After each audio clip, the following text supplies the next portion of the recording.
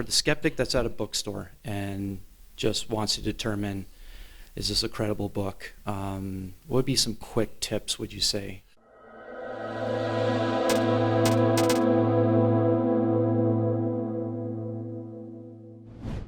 Hey everyone, welcome to Off Shelf Books. You're probably wondering who is sitting across from me here, and this gentleman is Nathan Onschel, or Onsel. I always get confused. Is it German or English? It's Romanian.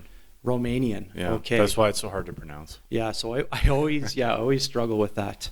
Nathan and I, we've been good friends for, I remember since 2007. I think it's up 2007. So yeah, about 14. Yeah, we're approaching 14 years. Yeah, 14 years. Yeah, approaching 14 years. It's been a while. So in terms of education, like you did some post-secondary.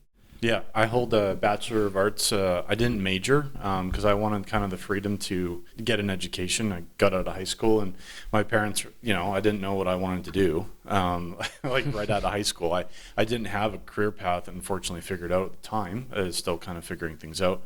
But they strongly encouraged me to go to college. They're like, you're going to get an education. So that's what I did. I went to school, and I have a Bachelor of Arts from Athabasca University. Most people will know Athabasca University is an online university. But to give a little bit of background, I did spend 3 years at Taylor College and Seminary, my first 3 years there.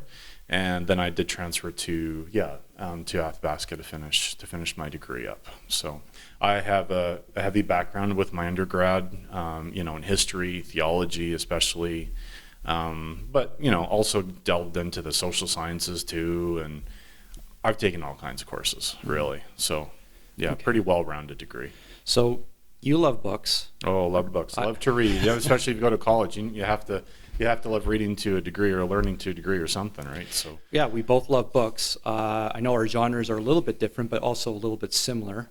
As you know, this has been an explosion of the informational age, and I think the market, whether it be ebooks or physical books, or we're just saturated with published books, and there's just information absolutely everywhere at our fingertips. And so I think some people are always trying to wonder, because there's so much information out there, how do you determine which books are credible or trustworthy and what's not? Yeah, well, I think it's first important to kind of distinguish the two kind of almost two, I wouldn't say genres, or just kind of a couple types of books out there. There's just general reading books. So, on history, theology, politics, anything really.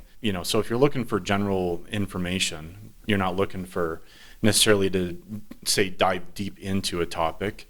There's general books, and then there's also academic books. And there's two big differences there.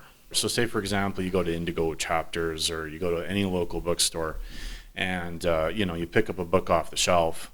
On the back you'll see, generally speaking, commentary from a journalist, or you'll see commentary from a publishing company, or I don't know, could be a celebrity or somebody famous too, and they're talking about, they give their thoughts on the book, right? How they felt about it.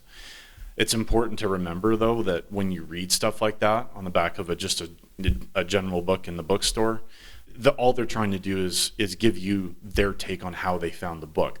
That's not speaking to whether or not it's credible, right? Mm-hmm.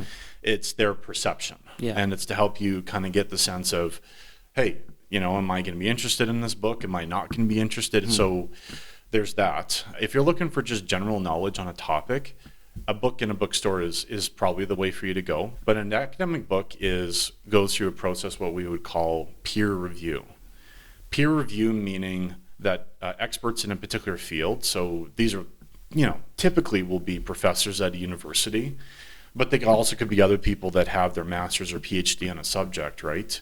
And they're experts in their field. Academic books are traditionally written by people that are experts in their field. They have a master's, they have a PhD in something. And then when it means to go through a peer review process, it means that other people who are professionals, who have that level of education, they go through the book as well, and they fact check it. Just to kind of bring up an example, I was reading University of Cambridge. They actually have an 18-person committee through Cambridge University Press. They go through a peer review process.